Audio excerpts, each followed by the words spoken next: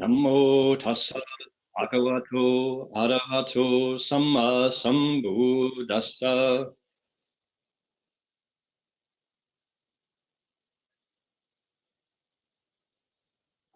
Homage to the blessed, noble, and perfectly enlightened one.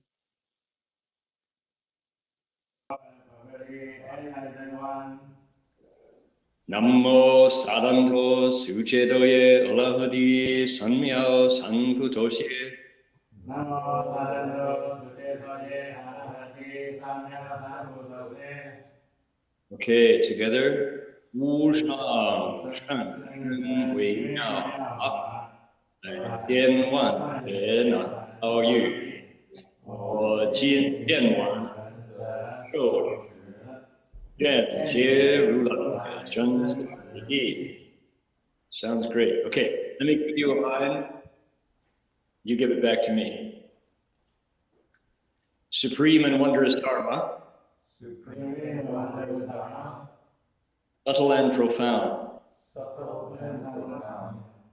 Rarely is encountered. Rarely is encountered. Even in a million eons. Even in a million eons. But now we see and hear it. But now we see and hear it. And accept it reverently. And accept it reverently. May we truly understand. May we truly understand the Buddha's actual meaning. All right. Well, may it be so. Good evening, everybody. Welcome to our sutra lecture. What a rough start. And it's not over yet. We have a nice audio glitch there where I hear my voice explosively coming back at me in an echo, and then it dies away. I don't know how that works. Maybe the hardware mic on the new laptop can be muted. Possibly, yeah, or something. That's good. It's all right. We're happy. I'm not complaining, mind you. I am grateful. My official position is gratitude. So all of the hardworking folks who come together to make this webcast happen are not getting the big bucks for doing this. They're totally volunteers. They do it out of goodness of their hearts, and for that I am grateful. You squelched it. It's gone, whatever that is. Can you still hear me? Heng Sure? Yes. Good. All right. You fixed it, by golly. Good job. Let us begin by invoking the spirit of the Buddhas and the Bodhisattvas of the Avatamsaka Assembly. And I want to remember that I'm on page 78 because I'm going to go up to the top here where you'll see, hide that sidebar, we'll see in Romanized Chinese the name of the sutra that we're going to explain. And the Buddhas and the Bodhisattvas, the pantheon that created this experience. And we do it in Chinese, so the lower half, right? The Da Fang Guang Fo Huai Yan Jing part. I'm going to pick up my trusty handbell here and my wooden fish. I try to not make these pound too loudly because this can be really piercing. When it's done just right, it's very pleasant. So let's put our hands and, more importantly, our hearts together to invoke this presence. Namo Da Fang Guang Fo Huai Yan Hai Hui Fo Pu Sa.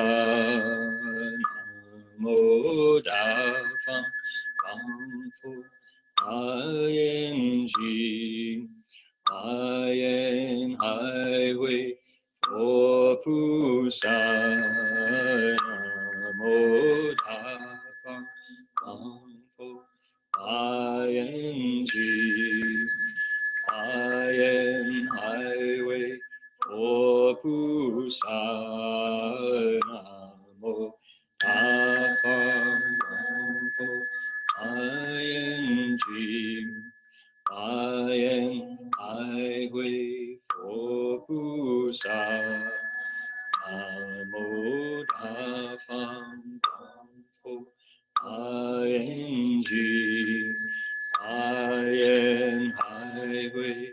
Opusai Namo Datham ING YN Highway Fokusa.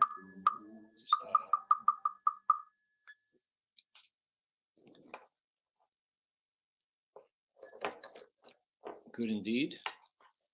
And I'm going to, on my brand new manuscript of our Avatamsaka Sutra, going to scroll down to page 78, which will take me 70. We're going right through the seventh ground, 72, 74, 76, 78. There it is right there. Chishubaya. And you'll notice that this is our manuscript style that we've got for our, this is what's called a provisional draft.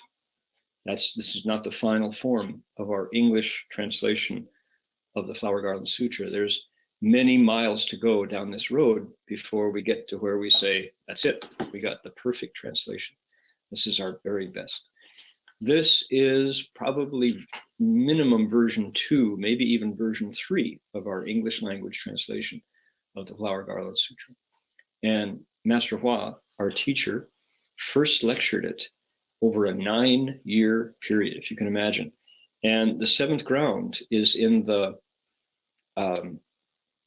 last half of the sutra, and it's when did Master Hua explain it exactly, precisely? I'm sure someone could do that homework, but it was in the 90s, all right? So late 80s when he finished this. So that's when he first explained it. It was provisionally translated back then, but it was done in a very interesting way that we're now coming to grips with, which is to say, it was done by putting English words on top of the Chinese syntax, by and large, not entirely, certainly. But it was a kind of Chinglish, a kind of translationese, which represented our best attempts. This is surely not easy going. The Avatamsaka Sutra is kind of tough sledding for translators.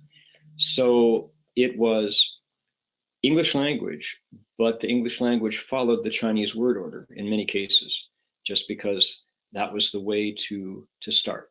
That represented what we knew in our best efforts. So we're going back now, again, 20 years later, in some cases, 30 years later, and giving it another go and massaging it again, saying we got the figurative, we got the literal words one by one by one. Now's the time to put it into English that appeals to our literary sense, to our deeper understanding of what the Dharma might mean, and also an attempt to put it into English that an ordinary reader could say, I like the Buddha's voice. This sounds like the Buddha really actually speaks English. So that's what we're about. Okay, and you're looking at that. We have, with this manuscript, we've got both the Chinese, and notice, if you're a sophisticated Chinese reader, we printed out we have some printout manuscripts here, and the folks here are not seeing what I'm seeing on my screen with my PDF file, because it has both the Chinese characters, the Hanzi, and then it's got the Hanyu pinyin, the official Chinese romanization underneath. But then beside each character, it has the Bofo Mofo, Goyin Zimu, which is the phonetic spelling that's been used in Taiwan since 1949 or whenever they adopted it. So there's a 3-language, a 3-version Chinese presentation of the text. Pretty slick. That's a function of desktop publishing software. And then when we have the English over on this side, of course, it's plain old ABCs. But what you're looking at is our second, or in some cases third, attempt to render this into English that people actually speak with an attempt to create the Buddha's voice, speaking English. All right. So how successful we are depends on your participation. This is truly a group effort, and we have to pool our wisdom to come up with our best attempt at understanding what this might mean. All right, that's the a little bit about the language of it. Now, what about where are we in our text? We have been explaining the seventh ground, which is one piece of a chapter called the 10 grounds. And ground could also be translated as stages. So if you think of it as a stage, there's an example of Chinglish, right? 十地品, the 10 grounds, 10 earths chapter, you could say. But we don't say grounds, we don't say earths, we say what? Stages, levels, stories even, you know, 7-story building. So di chi di. So this is if we're not clear about what that might mean, you go back to the Chinese, what does di mean? And understand that the Chinese was a step after the Sanskrit. The Sanskrit was a step after the Buddha actually spoke it. Because the Buddha, first of all, said, do not write down. Do not write down my dharma. I want to keep it in people's minds, keep it fresh, keep it in the language of the people, keep it in the patois and the dialect of the street. Because why? People who are suffering are the ones who I spoke the dharma for. Now, he also spoke it for devas who are suffering less, mind you. He spoke it for bodhisattvas whose suffering is over. But you get the point. As soon as teachings that he gives to help people get through their suffering get written down, how many people on the street can read? Well, in China, in India, a small percentage, right? Most folks were agrarian. They were agricultural people whose lives depended upon being able to pull food out of the ground. And that's a 4 season of the year, kind of, except for the rainy season, I suppose. That's a process that doesn't allow you time or leisure to sit down and learn to read, mostly. So as soon as you put sacred teachings into print, mostly it's the priest caste who owns the texts. You have to go through them to find out what the founder of the religion meant, what the saint, what the prophet meant. So the Buddha wisely said, don't write it down. Just remember it, pass it on. My mouth to your ears. And at a certain point, a couple centuries after the Buddha's nirvana, the disciples said, we better write it down because we're going to forget. So that's when it got committed to Sanskrit or to Pali or to various Prakrit scripts. And that was kind of the step 2, was the final writing of it. Then the Dharma came east to China, and by golly, it was translated bit by bit by bit in a bunch of stages, not all at once. It took hundreds and hundreds of years to get the versions that we have now. But the Chinese are such great historians that we basically know when and where and who did the translations. We can document that. So now here we are again. Here we are again trying to take the Chinese version with the Sanskrit behind it in some cases, not every case, and put it into English that people understand. So the 10 grounds chapter, the 10 stages chapter, Dashabhumi in Sanskrit, Shridipin in Chinese. We've come 7 steps along the way, 7 rungs of the ladder up to the top of this chapter. And in the 7th chapter, the 7th stage of the 10 stages, we're in the end of it. Because why? We've gone through all the prose, all the lines, the long explanations, which characterize every Buddhist sutra. But following the long prose explanation, there's another section, which is neat because it's verses. It meters, it goes bump, bump, bump, bump, bump. And mostly, for the most part, the verses don't introduce new material. Mostly, for the most part, they repeat the prose part, and they do it very economically. And they give you a retelling of the story, but doing it in a way that's actually easier to remember because it meters. and in some cases rhymes, but not always. Okay. Now, okay, having said everything I said, think about this, throw that out the window and listen to another opinion. There are scholars who date texts using various metrics and indices, and they say that there's this one opinion that says the verses came first, and the prose was a retelling, an expansion of it. It's not that the verses crystallize what was said by somebody who was going on long-winded, right? No, it's the other way around. It's that the teachings, in order to stay fresh in the mind, were given a meter. Bum, ba, bum, ba, bum. Bum, ba, bum, ba, bum. Dum, ba, bum, ba, bum. Bum, ba, bum, ba, bum. That would be 20, right? Or ba, ba, ba, ba, ba, ba, ba, ba, ba, ba, ba, ba. 28 usually. So there's one branch of scholarship that says the verses usually are older. And then at some point, the Buddha expanded it to fill in the gaps so people could get it. All right, that's sort of interesting. That's semi-interesting, right?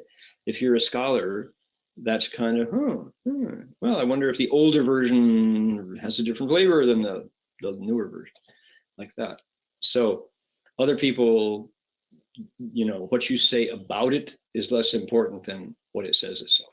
So with that in mind, we're now in the verses that repeat the prose part. And today's section, we're going to go pretty fast today because, relatively speaking, because it's an iteration of not only this chapter, but all the grounds that we've been studying and analyzing and explaining and having fun with for years now. Okay, so if you see, I don't know if those of you can see on the screen, we're on the verse. Mel, could I have a copy of your text here? Okay, and by the way, we have 10 friends gathered here, here in Gold Coast. I didn't introduce myself. My name is Heng Sure, and I will be your host this evening. This plane is going to Pittsburgh, and I hope you're on the right plane. So we, last week, the Sutra lecture was... Yes, hello. You can hear us, right? I can hear you right. Okay. Amitabha. That what you're just checking in? Is that what you wanted to say? Yes, we were just checking. Okay, you can hear me just fine, right? There we go. Good. Okay. So I wanted to say that we have 10 friends here. If I didn't have various wires hanging off my laptop, I would turn it around so you could see all the happy faces here at Gold Coast Dharma Realm in southeastern Queensland.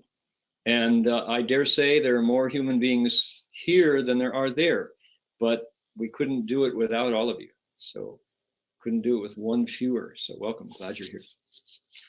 Last week, Jin Chuan and Jin Ho Shi gave our sutra lecture and lectured on one of the disciples of the Buddha. And we talked about it on our weekly meeting and learned some lessons about the process of speaking Dharma, which I'll share with you later on.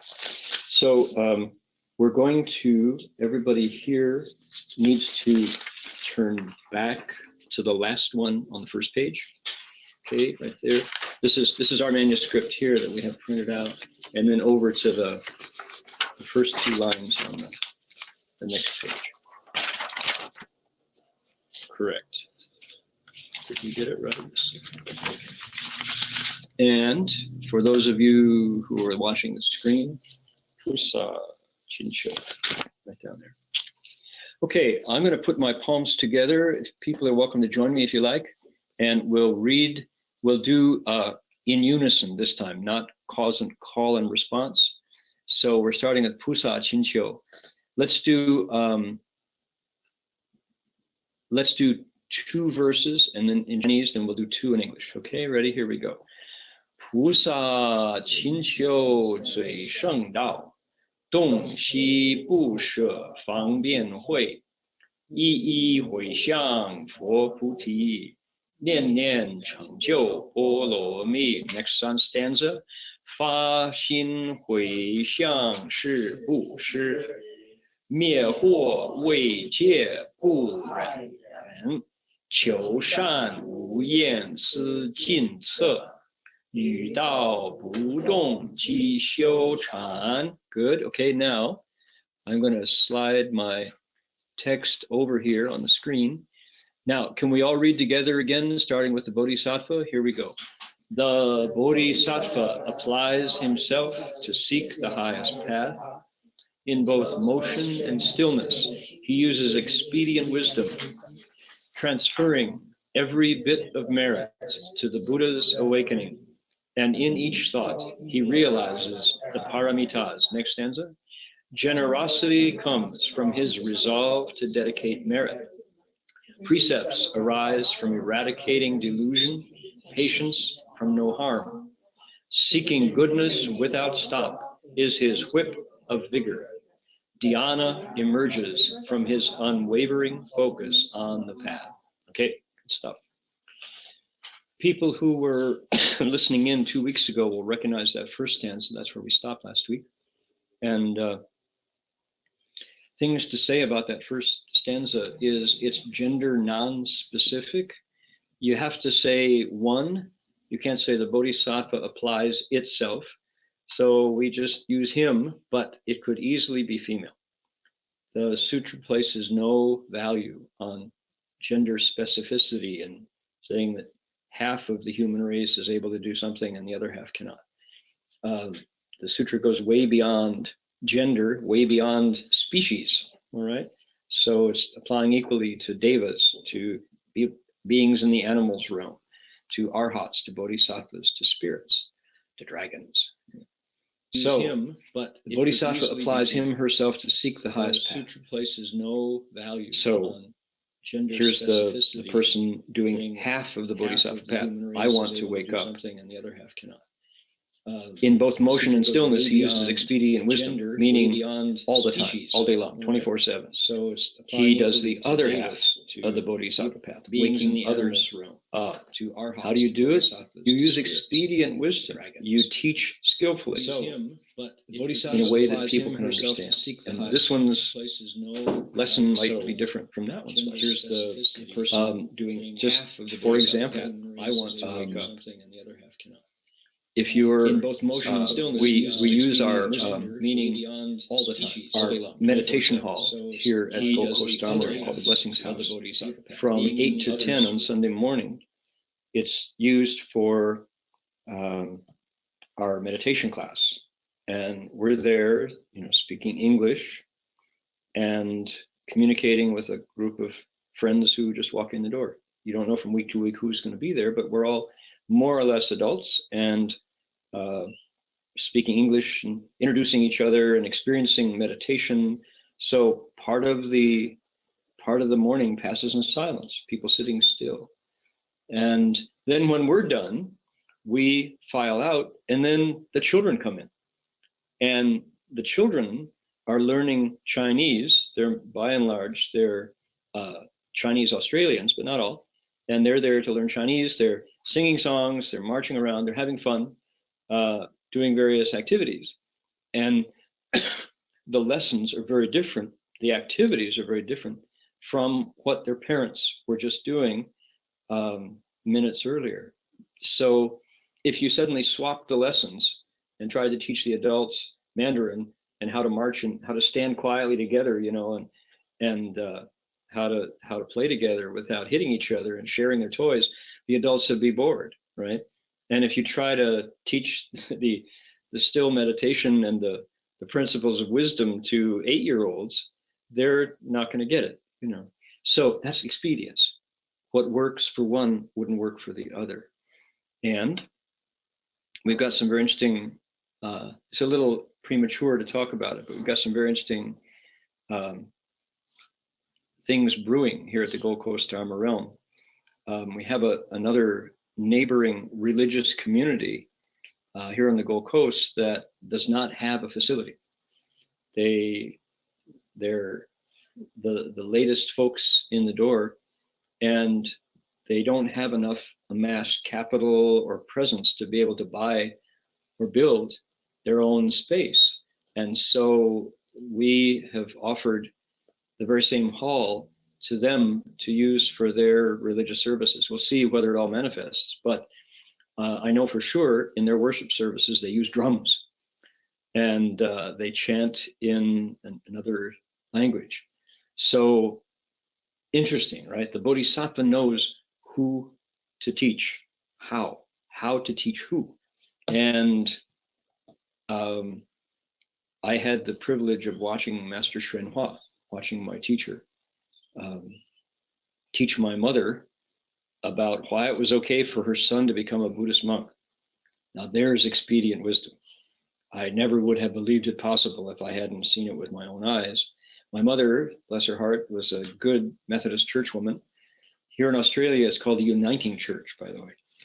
And she was about as far away from sitting next to and listening to a Buddhist monk as you can imagine any human being would be.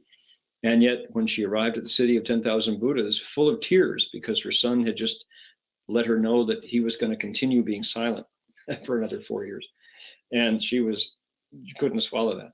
And to have Master Hua just completely gather her in, take her hand and pat her hand and give her a ride in his golf cart, and come back the next morning, and my mother, with eyes open wide, said, don't talk, you keep your silence.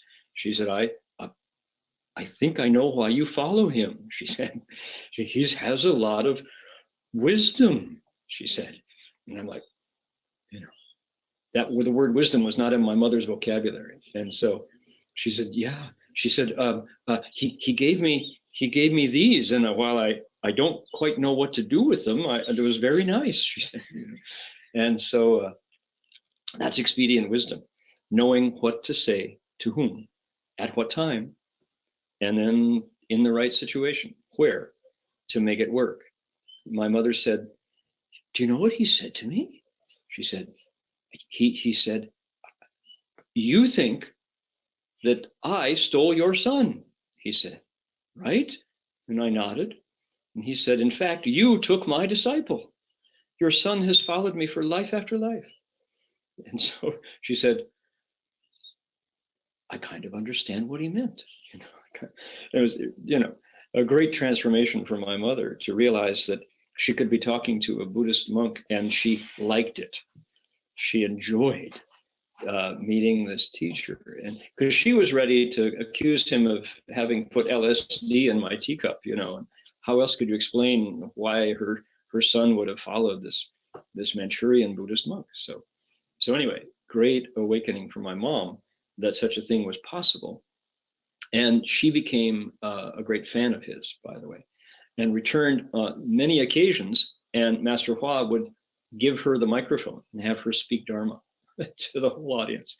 And I'm like, oh, here's my mother saying, well, thank you very much. And I'm unaccustomed to speaking to Buddhists, but I would like to say to you all, and I'm like, oh, that's my mom. And Master Hua's big grin, ear to ear. So they really got along great. But that's expedient wisdom, and it could have been something very different, But Master Hua healed my mother's broken heart at thinking that she had lost her son to some strange religion from Asia, But it was not to be. He knew just what to say to touch her.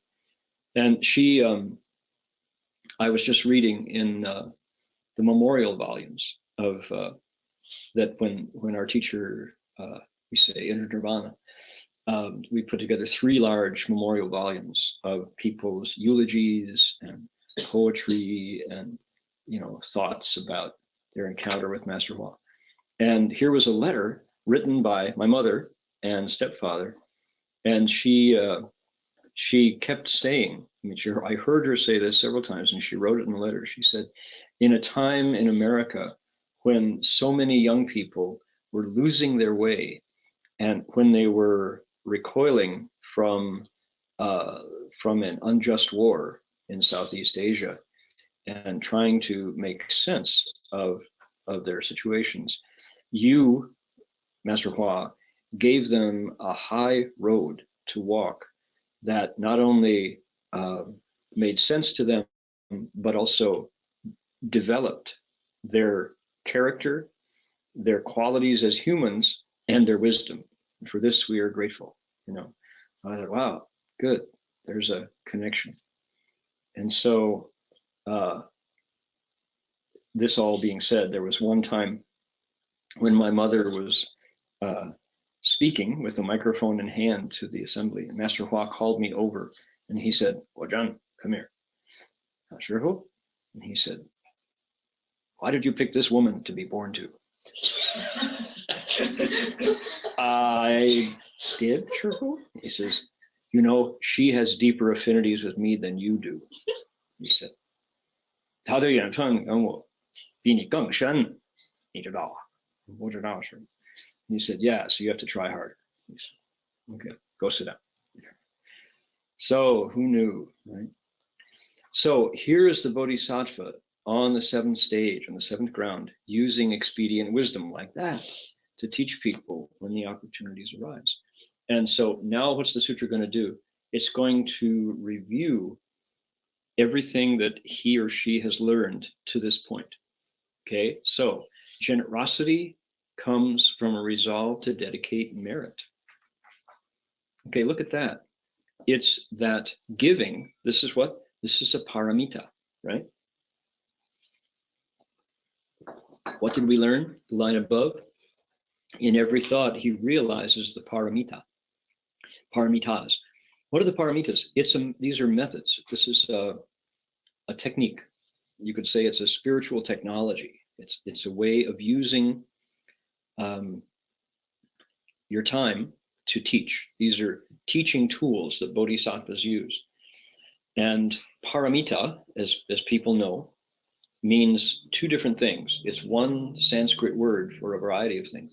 One of the meanings of it is way across. How to cross over. Think bridge, right? Bridge, a way across. Paramita,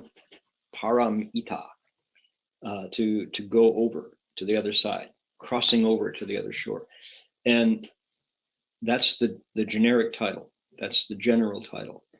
The specific names are 6, and there's also a list of 10. But here we're learning 6. And what are they? First is giving, or generosity. The 6th is morality, or precepts. The 3rd is patience, sometimes called patience under insult. So being able to endure. The 4th is vigor, sometimes translated as strength. The 5th is Dhyana, meditation. And then the last one is prajna, wisdom. So giving, precepts, patience, vigor, meditation, and wisdom, that crosses us over, that takes us over. Ways to go across. All right, that's one translation. There's a second translation, which is perfections, to be done perfectly. Paramita. So to be done to perfection. So just the best, the very best. So when you say poromi, right? Paramita means well done. You've succeeded. So that's where this is coming from. Okay. Generosity comes from giving. What kind of giving? Dedicating a merit.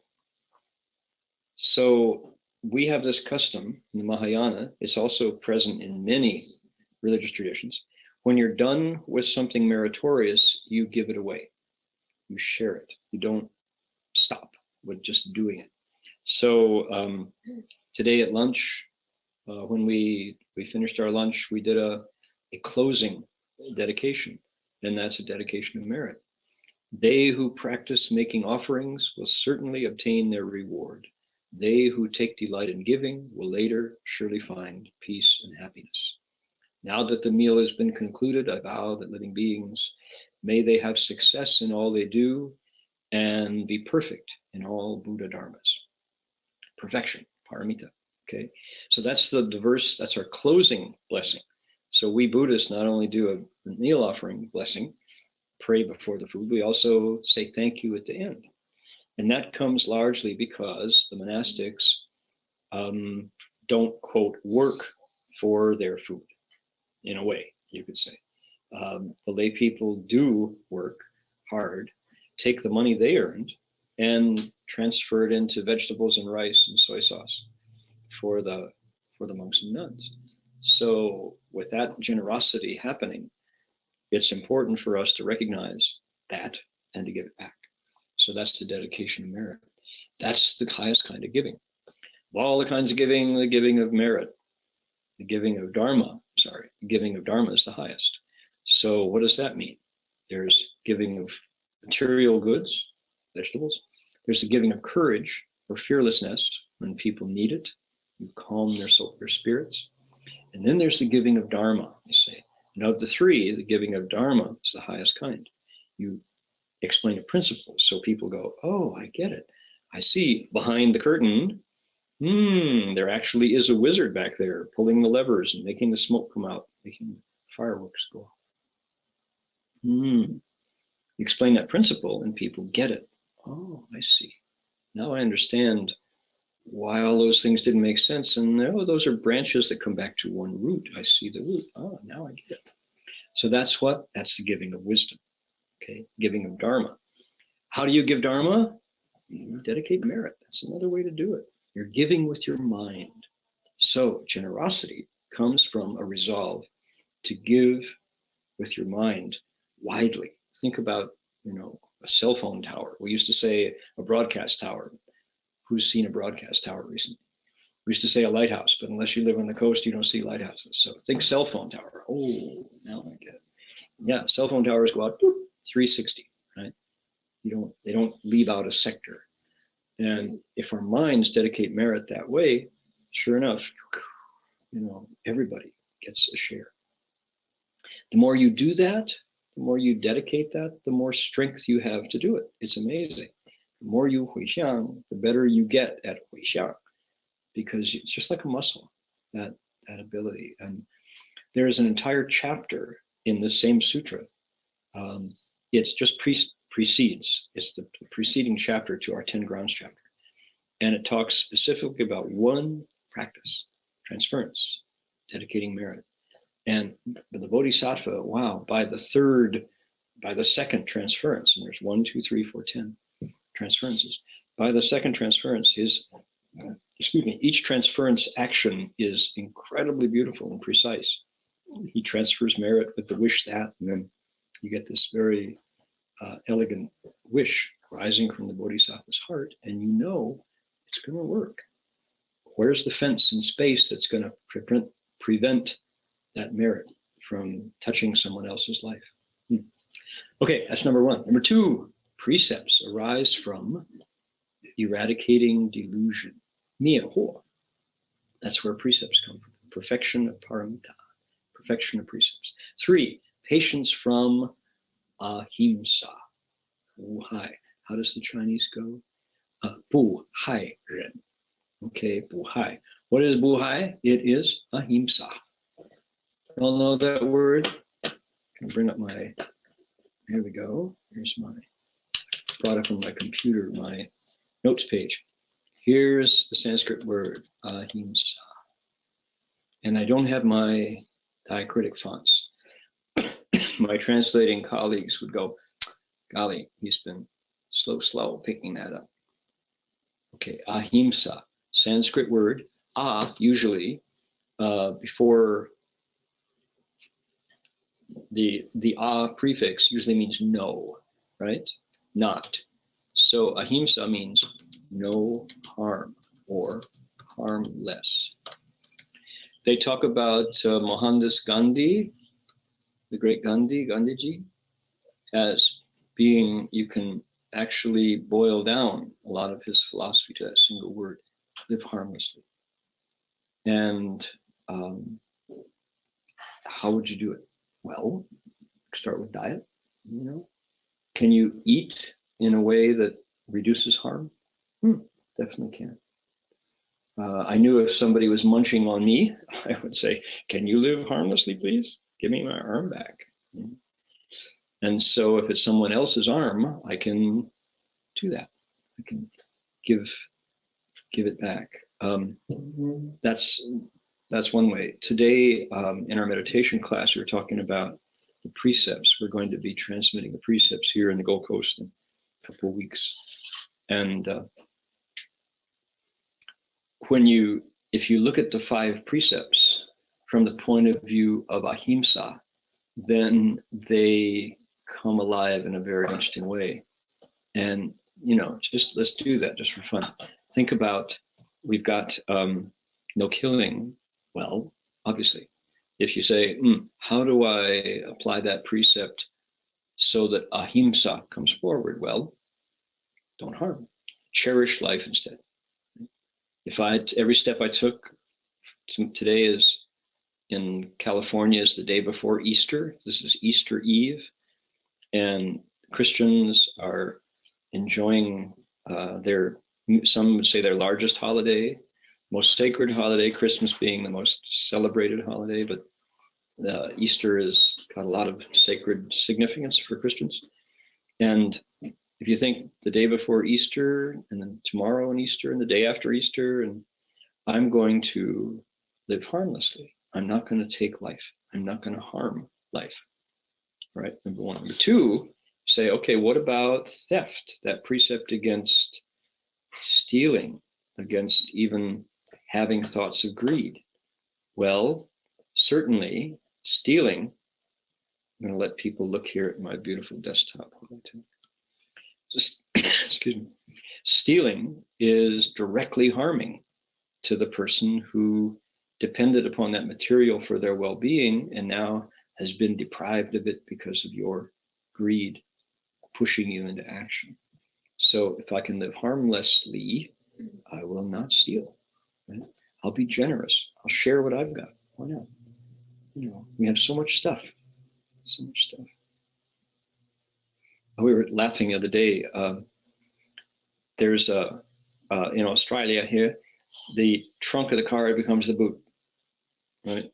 If you say if you go back to Dayton, Ohio, and say the boot of the car, people, boot, kick your car? What do you kick your car for? No, the boot, the trunk. Oh, the trunk. So they have boot sales, car boot sales. And it means, what does it mean? We say a garage sale. Right? So garage sales, we have a friend who meditates with us who is a regular participant in boot sales, car boot sales. And she was describing the amount of stuff and the amount of stuff and stuff and stuff that everybody has to shift around. And something I didn't know because I don't participate in car boot sales that often. Car boot sales, right? That's just right. So the Prose car boot sales are a big deal in Australia, as they are in the US. And the Prose get out and they're with their flashlights at 3 a.m.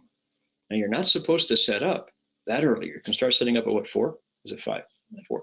5, I think. 5. Okay. So, but the hot shots, I mean, who patrols it, right? They're not going to bust you for setting up too early. The hot shots set up because the real buyers come through with their flashlights and their lists long before dawn. And they're somehow, there are the go-getters who are lined up at 5 o'clock, ready to go in and get the bargains first. But it's already been picked through by the pros who go through, finding that item they're looking for. And who knew? Why? So much stuff. We've got stuff. Our stuff has stuff. And we just shift it around, at a discount. A little cheaper? Oh, can you give me 10% off?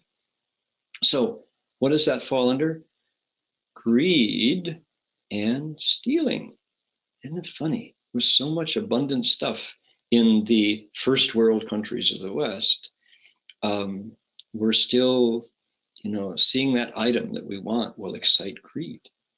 Now, all this that I'm describing is set against what? A backdrop of the United Nations report that in order to prevent the starvation, this is not famine, this is the starvation of 2.2 million people in, 22 million people in 4 particular countries. To prevent that, there has to be $44 billion available to the United Nations disaster relief by August. And they expect a shortfall of about 80%. They think they might get 1.5 billion. And that shortfall means people in 4 countries, Somalia, South Sudan, Yemen, and in Eastern Nigeria, they say this is the single largest humanitarian crisis since World War II, which means human beings will be dying because no food. And yet we here are drowning in our stuff. You think, if that's a result, what was the cause, right? Where do you see the causes go down that are going to create that result in the future? And it just, of course, the head just goes, how do you make sense of that? And so here's the Bodhisattva. What is the Bodhisattva saying? I'm going to bring our text back up here. Bodhisattva is saying, I want to live patiently without harming. Ahimsa. All right, if I steal from someone, I am harming their livelihood directly. Is there a way to do that harmlessly? Yes, be generous, give, keep the flow of stuff through me, because it all comes through me, doesn't it? We are not the originator of stuff. Our bodies are a gift of our parents. Stuff just moves through me. I touch it for a while and pass it on. So do that harmlessly. Okay, this whole line is paramita number 4. Seeking goodness without stop is his whip of vigor. 求善无厌，思尽彻, right? So seeking goodness without stop is his whip of vigor. So along with, okay, 不害, no harm, ahimsa, is another watchword, which is goodness. I want to create goodness with my life and leave that as my legacy. Okay, well, anybody unclear about what goodness is? No, because we all like it. We can tell it immediately. Sometimes smile. I mean, I watch, we have a 6-month-old, soon going to be 7 months old, here in our community. And she has learned, this is Eleanor, and she's learned to focus. She focuses her eyes. And I'll watch her scan people, myself included. She's being held by somebody. And she'll show this little lump of a human with these bright eyes is looking to connect and connects with the person and then smiles. And her face resolves into a smile when she finds something in the person she's looking at that she recognizes and approves of, right? And she smiles. And you can just feel your heart open, watching this little life smile. And then when she doesn't do it, you think, oh, what's wrong with me? I must really be a bad person. I didn't get the smile. So something as subtle and fleeting as that is a goodness. And you can feel it. It's not an idea. It's a, feel your heart open up when this little connects and smiles. And it's just like a flower opening, beautiful flower, perfect, something natural that's good like that. The Bodhisattva says, that is what I'm all about. Not harming and seeking goodness. Can I live in a way that fosters that? Encounter after encounter, moment after moment, scene after scene. That is his whip of vigor. That's how he keeps herself going. Okay. So when I read this in the Avatamsaka Sutra, I go, yeah, I get it. This is good. You know what this isn't? Philosophy. Who says the Avatamsaka Sutra is only for philosophers, too lofty to understand? No, that's not what we just read, right? It's true in the heart. It just won't, this is something I can totally support. Okay, we got 4 of the paramitas, giving and precepts, patience and vigor so far, right? Next, meditation. What does it say? 语道不动 Ji Xiu Chan. Dhyana emerges from his unwavering focus on the path. What do you think, Ian? Is that a quality translation? Okay, what's the verb? We got emerges. Okay, what would our Chinglish have said? With the Dharma unmoving, just this is cultivating dhyana. You know, with the Tao unmoving. It's like, nope, that's not translated yet. Let's try it again. Dhyana emerges. Chan comes from an unwavering focus on the path. Okay, now key to understanding what that is what is the Tao? What's the path? Jin Chuan, what do you think of that translation? Of course, you think it's excellent. I'm aware of that. But beyond that, what do you think? Yeah, I think that's a lot better than before. We have an echo. Yeah. Unwavering focus on the path. Sounds great. But now the question is, what do you mean by that? How do you focus on the path? And that's tricky. I mean, this is, if somebody said, you know, go ahead, Neil, you want to have something to say? Heng Sure, what do you think? No, I thought you meant to ask if. I'm sorry, Dharma Master. I'm hearing my voice come back, and it's really tripping me up. You just have to be, let's see, wait. Patiently endure without harming. Okay, you have to practice the paramita of patience with your voice there. So, okay, I have to really focus because it really trips the mind up from speaking. The Buddha's life comes to mind when he was a prince, and he was so determined in finding the answer to see if he could overcome birth and death. And with that unwavering focus, he didn't allow everything that he had to distract him. And I think that helps a lot in being able for the mind to not get distracted and settle down. Great. Okay. Yeah.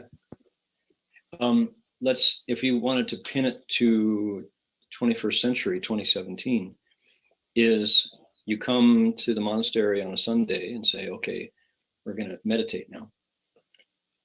And for those 2 hours, your meditation is like clearer than ever.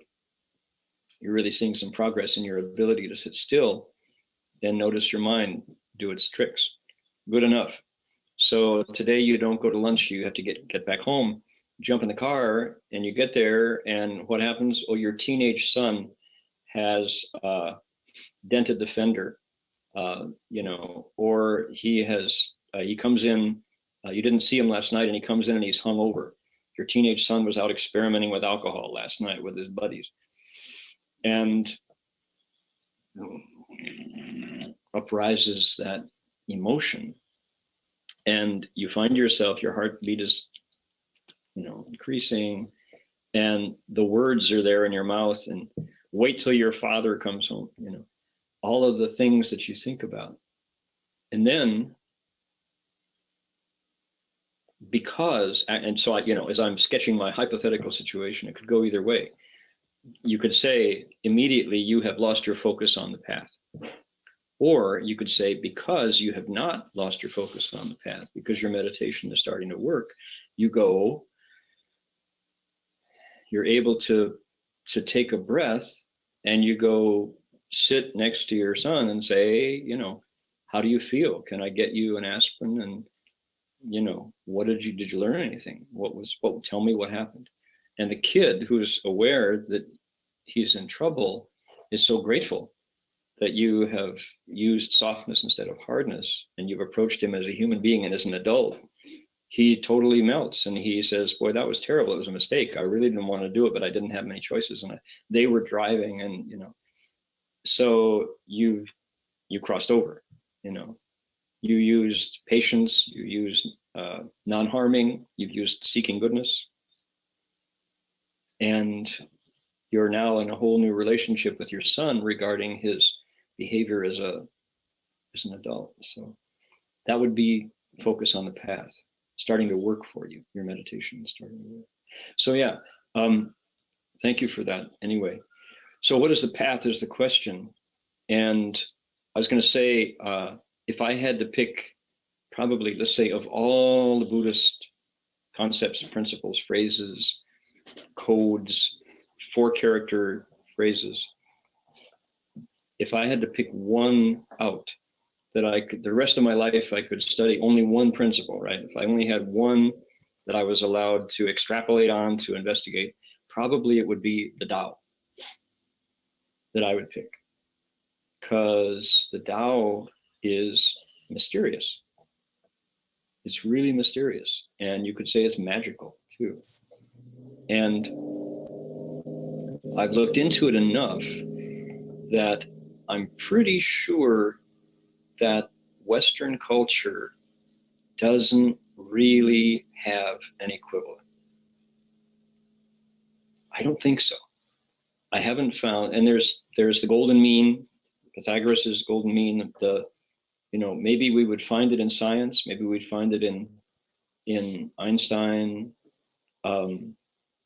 but the first, if I'm trying to do this, trying to find this is the equivalent of that, that assumes that I know what this is. So do I know what the Chinese view of the Tao is? Do I know what the Buddhist view of the Tao is? Are they the same thing? When the Chinese say Tao ke Tao fei chang Tao, Ming ke Ming fei chang Ming, as the opening words of the Tao Te Ching, is that the same thing as the Madhyamarga, right? The middle path. When Master Hua says Zhong Dao Liao Yi, the ultimate meaning of the middle way, is that the same thing as what Zhuangzi was talking about? And so that would be one thing. Identify the Chinese version, then look around inside of Western culture and see if there's any equivalent. And it's interesting and it's fascinating because absolutely the Tao exists. That I could say that seems absurd to a lot of Chinese thinkers on religion because it's the foundation of Confucianism, Taoism, and Buddhism. And yet, one, as the Taoists say, one of the qualities of the Tao is you can't find it. You can't find it, but you can't leave it behind for even an instant. 不可虚而离也. Right? It's nameless, can't be measured, and yet there's nowhere that it doesn't exist completely. Nowhere lacks it. That's how magical the Tao is. And I've just been fascinated by it ever since I first encountered it as a kid. And yet there's all these huge questions remaining. Is the Tao in the Avatamsaka Sutra pointing to here, 不动于道不动, unwavering from the Tao? We still, you try to grab it and it's gone. You grab it and it's gone. So fascinating. I really, really enjoy looking at that concept and trying to make sense of it. And it's, for being so elusive, it's really satisfying. It's satisfying in its elusiveness. So, and 于道不动即修禅. So now that we talked about the Tao, what is it? This is how it defines Dhyana. What is Dhyana? Dhyana is Chan. What is Chan? Chan is Zen. What is Zen? Well, it's the 5th paramita. Oh, what's the 5th paramita? Well, it's the counterpart of number 6, which is wisdom. So if we had to define, if I had to give you a thumbnail of what is Chan, what is Dhyana, I would say it's the state of mind that emerges from purity and stillness. That's Chan.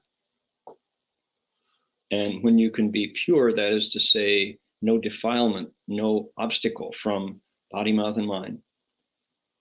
And you can be still, which is to say, you're holding your living, breathing body, mind, spirit, soul, essence, nature, to a single condition.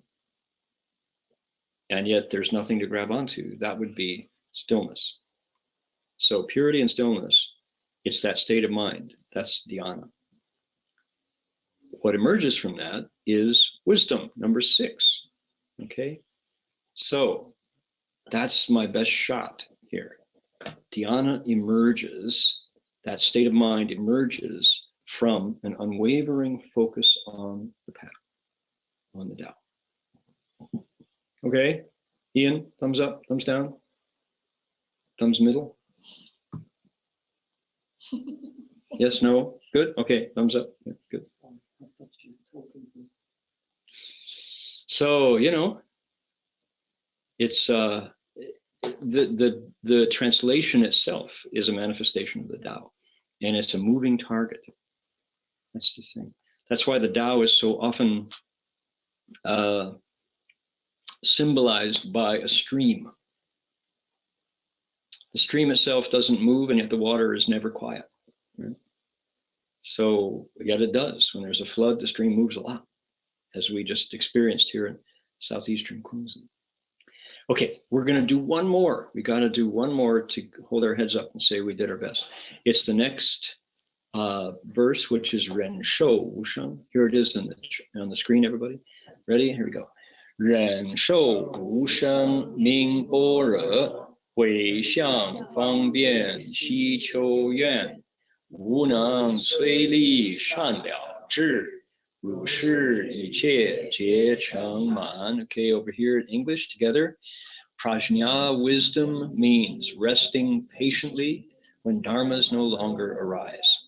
He makes transference skillfully and seeks to fill his vows. His strength is invincible. He catches on quickly. With these qualities, things are done to perfection. Okay, here we go. Number 6. You're going to define little definition, thumbnail definition. Prajna wisdom means you can ren shou. You can be patient when dharmas no longer arise. Oh boy, that's got to be code language, right? Tell me that's code language, because what is that? Then he makes transference skillfully and seeks to fulfill his vows. His strength is invincible. He catches on quickly. With these qualities, things are done to perfection, to paramita. Now, it's interesting because you could say, and there are commentators who do say, that the rest of the remaining 4 paramitas appear in this verse, but not all of them. Okay, that's why it's tempting, but it's not quite. There's 6 paramitas. We just finished number 6, prajna wisdom. And there's 4 more in a list of 10. Some people say 10 paramitas. All right, but not all 10 appear here. Which ones do? Well, vows do, strength does. What's missing are expedience, skills, and jnana, knowledge, spiritual knowledge. So you want to say, oh, it looks tempting to say there's the next 4, but it's not. Okay, so just to say, people who analyze according to lists will not get satisfaction here. So he makes transference and goes on to fulfill his vows. He has invincible strength and learns. Oh, maybe the catching on quickly is jnana right there. That's maybe a biyu for zhi boromi instead of zhi hui. Could be. That might be it. Jinchuan, what do you think? Are the other paramitas in these 3 lines here? It could be, because you have the vows, strength, and knowledge. Yeah, Shan Liao Zhi, I guess so. Liao Zhi, yeah. Shan Liao Zhi, that must be it. I guess maybe you could do that. Okay, Ru Shi Yi Jie Jie Cheng Man. So we got 10 paramitas, which occurred where? In the prose. These verses are summaries of the prose. All right. things are done to perfection here. What is patience when dharmas no longer arise? This is coming up. This is our, we spent a couple weeks describing the bodhisattva's, the crisis, actually, the psychological crisis that happens to the cultivator at this point in his progress. He gets to a place where his knowledge and his wisdom and his dhyana samadhi, his stillness, transform his consciousness to a point where it's easy to flip out with what you're actually experiencing. And the Buddhas come to the rescue. We're not quite there yet. It's coming up in the next ground, in the 8th ground. But that's what happens. All right, by golly, good stuff. There we go. And we have the 10 of us here, and the I won't count, the handful of us in Berkeley, together our down under and up over communities have spent another 90 minutes looking at ancient wisdom. And the job is to keep it going, keep it alive, and to, you might even say part of our job is done as soon as we lift the glass case off the sutra rack and bring the text out and open it. Just letting this wisdom meet the air again is already rare and special. Places where the Flower Garland Sutra are being lectured are few indeed, and it's only because Master Hua gave my generation permission to act like a sutra lecturer, that this happens. Master Hua just said, use whatever you've got to explain it. The only important thing is that somebody explains it. And don't try to be like me, he would say. Don't try to be an old Chinese person. My methods of explaining it are from my time, in my context. And if you use my methods to explain to your time and your context, nobody's going to get it. Nobody's going to care. It won't work. So that's when he encouraged me to play musical instruments, or actually he wanted me to write Buddhist plays, Buddhist drama. So that's something I should be doing. So, okay, he would say, have you forgotten how to act in a play, Guojan? He said, you have to use everything, he said. And then I would say, but Shifu, my name means no lying. He said, right, not easy, is it? Exactly. So, oh boy, thanks a lot. So, pushing you to be phony and then telling you don't tell lies. But Shifu, every play is a lie. Yep, it's just that difficult. Cultivation is right here. So, can you imagine Buddhist theater? Yeah. All right. As just before we wind up here, I would like to reiterate something that we started a few months ago, and then didn't. Actually, it was this time last year, honestly, but we didn't keep it going, and that was the idea of decoding the Dharma. And Jinchuan and I were talking about this. I guess we were all talking about it in our Berkeley Monastery meeting, that a lot of the the wisdom of the tradition is carried on in Buddhism in what are called Si Zi Chengyu. They're 4-character phrases, and it's just a feature of the Chinese language that it's very terse, very compressed, very crystalline.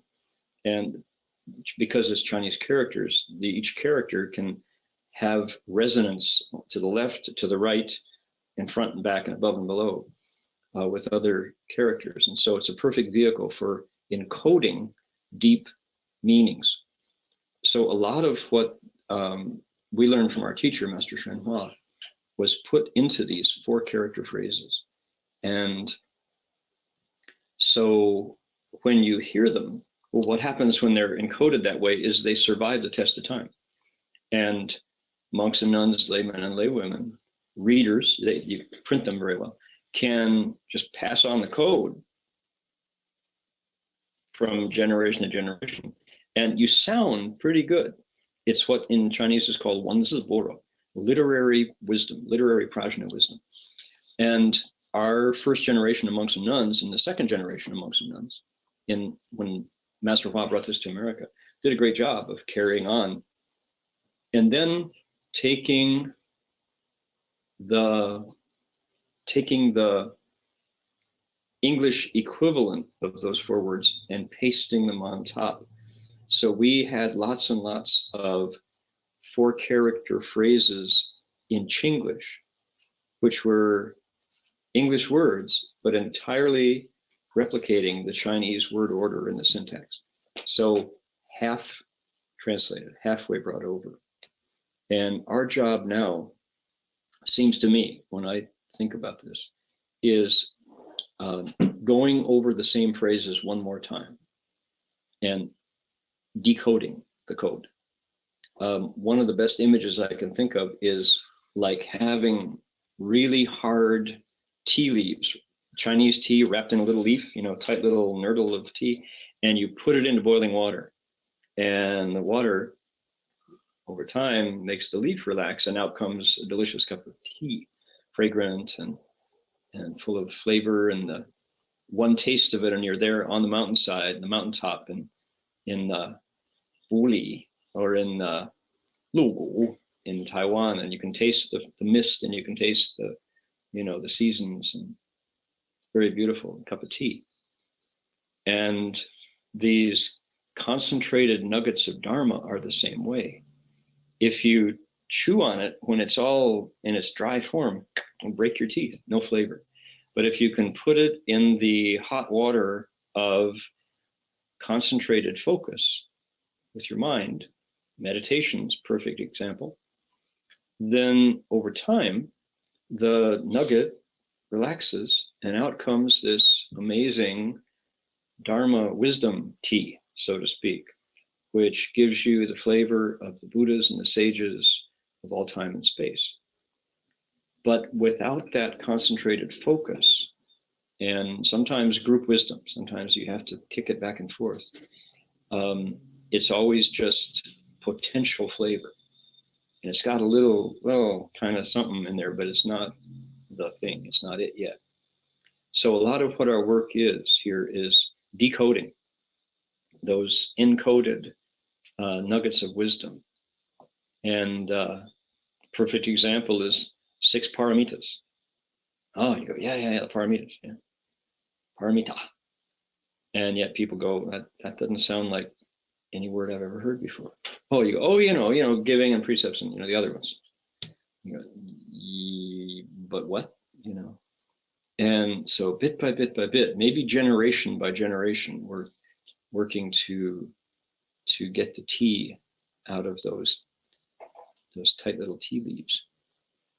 And the key is hot water and a good cup, you know. So anyway, just pondering on that. So next week we're going to come back with our practice of presenting a 4-character phrase every week for people to chew on and to make tea out of. And we've got some doozies. Go on, you chew, cut off desire, cast out love. Nobody wants that. That's right? That just confirms my stereotype that you Buddhists are determined to have no fun, right? That it's all suffering all the time. So, well, it's just, okay, right? You got to unpack it, because culturally you have cultures in collision with that one. So what do you mean cut off? What do you really cut off? Is that what you do? Well, it says Duan. No. Oh boy. So we've got to work on these, and this I think is our proper work. And when you really do it, oh my goodness, you have these meanings that stick with you all week and all month, and you never forget them, a lifetime. Oh, that's what it meant, right? So this is, this is worthwhile. I can definitely see signing up for this, making wisdom tea out of ageless, concentrated diamonds of meaning. Okay, Jin Chuan, Jin He Shi, any comments, Qin Xian Shi?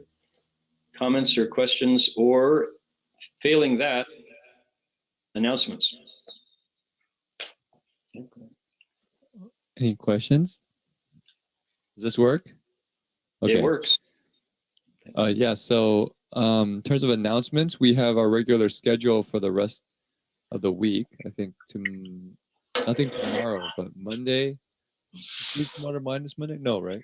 No, month's next week. So no class on Monday. We have Wednesday with Stephen Tainer, Thursday with East Bay Insight Meditation, Friday the Sixth Patriarch Sutra lecture, and then Saturday the Avatamsaka lecture as usual. The bowing session is still happening at the 10,000 Buddhas, which I think a lot of people are up there for. And the nuns, okay, the Sunday there'll be the nuns from Avalokita Vihara is coming. They're the Theravada nuns, so they'll be starting, I think, at what, 6:30? The tea time? 6? So 6 to 7:30, if you would like to come for the Theravada nuns. And otherwise, I think that's it. Okay. Yeah. Great.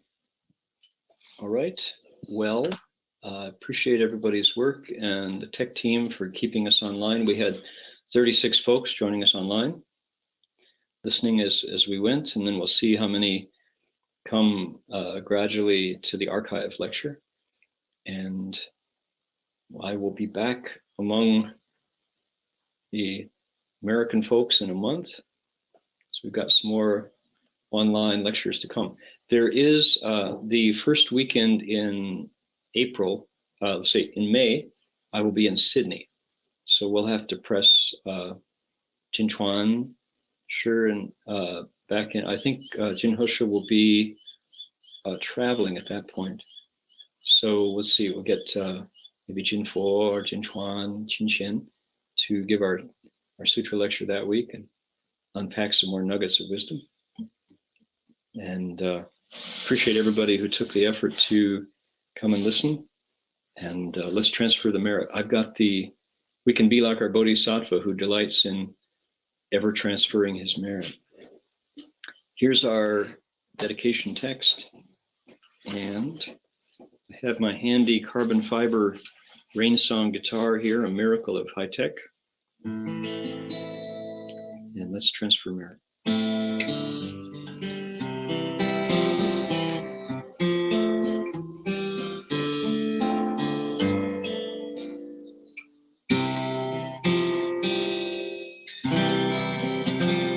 May every living being, our minds as one, rely, share the fruits of peace with hearts of goodness, luminous and bright. If people hear and see how hands and hearts can find in living unity, may our minds bring to great compassion, wisdom, and to joy. May kindness find reward. May all who sorrow leave their grief and mourn. May this boundless light dispel the darkness of their endless night. Because our hearts are, this world of pain turns into paradise. May all become compassionate and wise. May all become compassionate and wise.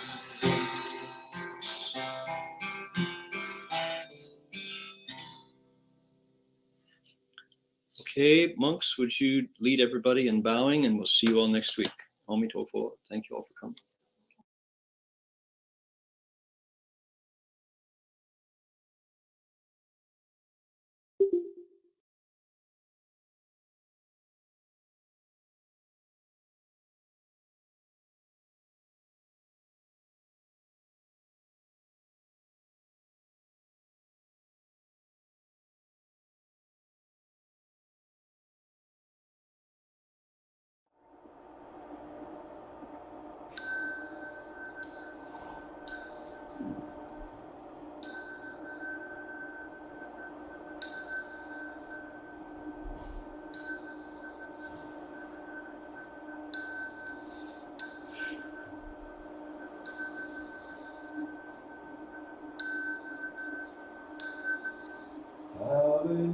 tak kiedy będę robił